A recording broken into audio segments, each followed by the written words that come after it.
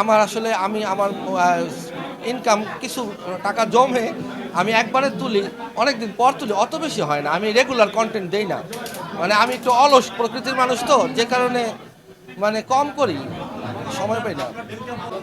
এই জিনিসটা আমি খুব ভালোভাবে এনজয় করি। আমরা আসলে মিডিয়ার সাথে ছোটবেলা থেকে সম্পৃক্ত, তো যে কারণে সবাই এখন চিনে, মিডিয়ার সবাই চিনে, আপনারাও চিনেন, ভালোবাসেন, সব জায়গায় ভালোবাসা পাই, ভাল লাগে অনেক। আজকে মামলা করেছে রিয়ামণি, যে মামলাটা সম্পূর্ণ মিথ্যে বানোয়ার। কারণ মামলা থাকে সবচেয়ে সাক্ষী প্রমাণ।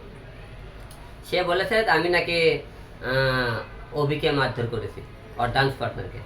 তা আমার কথা, আপনি ভিডিও ফুটেজে কালকে আপনারা দেখবেন, যখন তাকে এলাকার লোক গণধুলাই দেয়, সেটা আমি হিরো আলম ছিলাম কিনা, তারা যে গণধুলাই খেয়েছে। আর কেন গণধুলাই খেয়েছে, তাদেরকে বাসার ভিতরে হাতে নাতে ধরা হয়েছে, তারা বাসায় ছিল।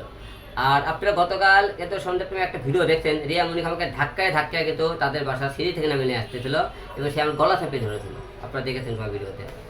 আমাকে গলা চেপে ধরে সে আমাকে মারধর করে, যখন তার ড্যান্স পার্টনারকে পুলিশ ধরে নিয়ে যায়, যখন মার দেয়, তখন গণধোলায় কি দৌড়ে দেবে, গাড়ির উপর লাভ করে ওটা বুকে ধরে ধরলো। মনে স্বামী আমি না, স্বামী হলে তার হইবই। দেখছেন তো আপনার ভিডিওটি, এটাই বোঝা যায় তাদের মধ্যে পরকীয় সম্পর্ক আছে কি না।